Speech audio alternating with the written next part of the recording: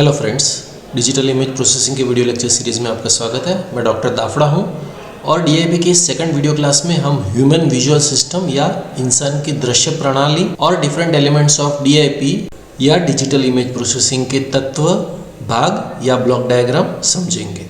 तो नाम से शुरू करते हैं। ह्यूमन विजुअल सिस्टम का मीनिंग क्या होता है? इंसान की दृष्टि की संरचना। और elements of digital image processing means digital image processing के अलग अलग भाग या कंपोनेंट्स। ठीक है, हमारे पिछले वीडियो क्लास में हमने समझा कि इंसानों के लिए आंख है वो कैमरा का काम करती है और इंसान का दिमाग है वो कंप्यूटर का काम करता है इमेज प्रोसेसिंग करने के लिए। तो हम क्यों ये पढ़ रहे हैं? क्योंकि अगर हम ऐसा मानते हैं कि इंसान की आंख दुनिया का सबसे अच्छा कैमरा है और इंसान की इमेज प्रोसेसिंग सिस्टम दुनिया की सबसे अच्छी इमेज प्रोसेसिंग सिस्टम है, तो उस सिस्टम का रेप्लिका अगर हम बना सकते हैं तो हम इमेज प्रोसेसिंग अच्छे से कर सकते हैं। ठीक है, तो चलिए शुरू करते हैं। हमारे क्लास के कंटेंट्स ये रहेंगे। पहले इंसान की आंख की संरचना समझते हैं। देखिए, ह्यूमन विजुअल सिस्टम के 3 कंपोनेंट्स होते हैं। हमारी आंख, नर्व्स जो इमेज को हमारी आंख से ब्रेन तक ले जाती है, और ब्रेन इटसेल्फ। लेकिन हमारे लिए ज़्यादा ज़रूरी है आँख, तो हम आँख समझेंगे। देखिए, हम इंसान विजुअल क्रिएचर्स है। ऑलमाइटी गॉड ने हमें 5 सेंसेस दी है, उसमें से सबसे ज़्यादा हम आँख पे निर्भर रहते हैं। ये एक आँख का क्रॉस सेक्शनल व्यू है। फ्रंट ऑफ द आई एक ट्रांसपेरेंट सरफेस कॉर्निया से कवर्ड होता है। आँख के अंदर रेटिना होता है जो 2 टाइप के फोटो रिसेप्टर्स से बना होता है, जिनको रॉड्स और कोन्स कहा जाता है। अब देखिए, फिर से everything is there in the name. Rods को क्यों रॉड्स कहा जाता है? क्योंकि रॉड्स का शेप रॉड्स की तरह होता है। और कोन्स को कोन्स क्यों कहा जाता है? क्योंकि कोन्स का शेप कोन की तरह होता है। तो ये रॉड्स है और ये कोन्स है। रेटिना के अंदर 6 मिलियन कोन्स होते हैं और करीब 120 मिलियन रॉड्स होते हैं। ये रॉड्स डिम लाइट में ब्लैक एंड व्हाइट विजन के लिए जरूरी होते हैं और ये हमें डार्क और लाइट के अलग अलग शेड्स दिखाने में हेल्प करते हैं। इसी तरह से कोन्स कलर विजन में हेल्प करते हैं और ब्राइट लाइट में शार्पनेस ऑफ विजन दिखाते हैं। तो मूनलाइट में हम कलर नहीं देख पाते। क्यों? क्योंकि उस वक्त सिर्फ रॉड्स काम कर रहे होते हैं और इस फिनोमिना को स्कोटोपिक विजन कहते हैं या डिम लाइट विजन कहते हैं। तो रॉड्स स्कोटोपिक विजन के लिए रिस्पॉन्सिबल है और कोन्स फोटोपिक विजन या ब्राइट लाइट विजन के लिए रिस्पॉन्सिबल होते हैं। अब समझते हैं कि इमेज कैसे बनती है। जब किसी ऑब्जेक्ट पे लाइट गिरती है वो रिफ्लेक्ट होती है और कॉर्निया उसको लेंस का इस्तेमाल करके रेटिना पे फोकस करती है। तो जैसे हम कैमरा लेंस से फोकस करते हैं उसी तरह से हमारी आंख आई लेंस का इस्तेमाल करके फोकसिंग करती है।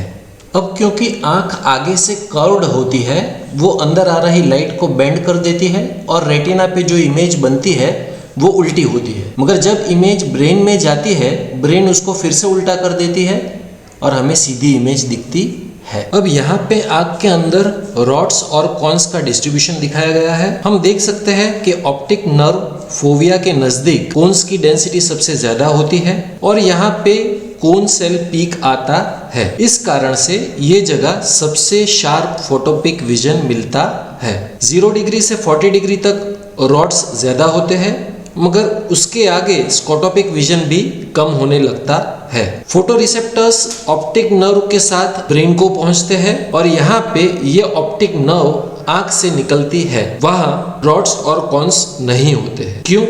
क्योंकि यहाँ रेटिना नहीं होती है और इस जगह को ब्लाइंड स्पॉट कहा जाता है। तो ये ब्लाइंड स्पॉट है। और क्यों इसे ब्लाइंड स्पॉट कहा जाता है? क्योंकि जो इमेज ब्लाइंड स्पॉट पे गिरती है वो हमें दिखाई नहीं देती। नॉर्मली हमें इस ब्लाइंड स्पॉट के बारे में पता नहीं होता है। चलिए इसे पता लगाने के लिए एक एक्सपेरिमेंट करते हैं। एक पेपर पे 2 लेटर्स D और A लिखिए। दोनों के बीच 3 इंच का अंतर रखें। अब दाईं आंख बंद करके लेटर A अपनी बाई आंख यूज करके देखें। अब धीरे धीरे पेपर अपने फेस के पास लाए। कोई एक जगह पे लेटर D दिखाई देना बंद हो जाएगा और ये ब्लाइंड स्पॉट है। आप अपनी स्क्रीन को फ्रीज करके भी और स्क्रीन आगे पीछे करके भी ये एक्सपेरिमेंट कर सकते हैं। चलिए अब कॉन्ट्रास्ट सेंसिटिविटी समझते हैं। हमारी आंख इंटेंसिटी या ब्राइटनेस चेंजेस को नॉन लीनियरली रिस्पॉन्ड करती है। एक एक्सपेरिमेंट करते हैं। एक ग्लास प्लेट लीजिए और उसको नीचे से कोई कांस्टेंट इल्यूमिनेशन कैपिटल I से इल्यूमिनेट कीजिए। फॉर एग्जांपल एक कैंडल। ठीक है। अब ग्लास को ऊपर से देखते हैं और इल्यूमिनेशन जरा सा बढ़ा देते हैं से डेल्टा आई सी। अब ऑब्जर्वर से पूछा जाता है क्या उनको इंक्रीमेंट दिखा, अगर नहीं तो फिर से डेल्टा आई सी बढ़ाया जाता है। अगर चेंज दिखता है तो वो जस्ट नोटिसेबल डिफरेंस होता है और ratio delta I C upon I को वेबर रेशियो कहा जाता है और ये वेबर रेशियो सबके लिए अलग अलग होता है, इसीलिए इसे नॉन लीनियर कहा जाता है। अगर रेशियो कम है मतलब छोटा वेरिएशन भी दिखाई देता है और आंखें अच्छी है और कॉन्ट्रास्ट सेंसिटिविटी भी अच्छी है। नॉर्मली इसकी वैल्यू 0.2 के पास होती है। जब ब्राइटनेस इंटेंसिटी बहुत कम होती है तब हमें ठीक से वेबर रेशियो नहीं मिलता है। क्यों? क्योंकि बहुत अंधेरा होता है। और इंटेंसिटी जब ज्यादा होती है तब भी वेबर रेशियो अच्छा नहीं मिलता है। क्यों?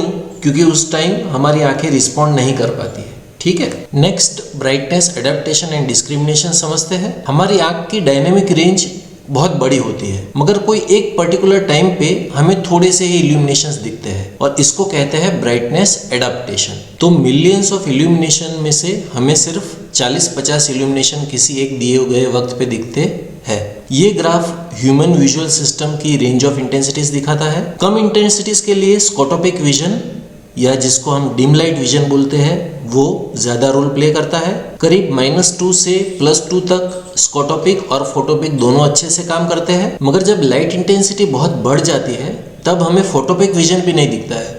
फॉर एग्जाम्पल हम सूरज के सामने देखते हैं तो उसके बाद कुछ देर तक हमें कुछ दिखाई नहीं देता है। उसी तरह से अगर किसी कमरे में लाइट है और अचानक से लाइट चली जाती है और कमरा पूरा डार्क हो जाता है तो हमें कुछ दिखाई नहीं देगा कुछ देर के लिए, मगर थोड़ी देर के बाद हमारी आइस इस फोटोपिक विजन से एडप्ट हो जाएगी और हमें अंधेरे में भी कुछ चीज़ें दिखने लगेंगी।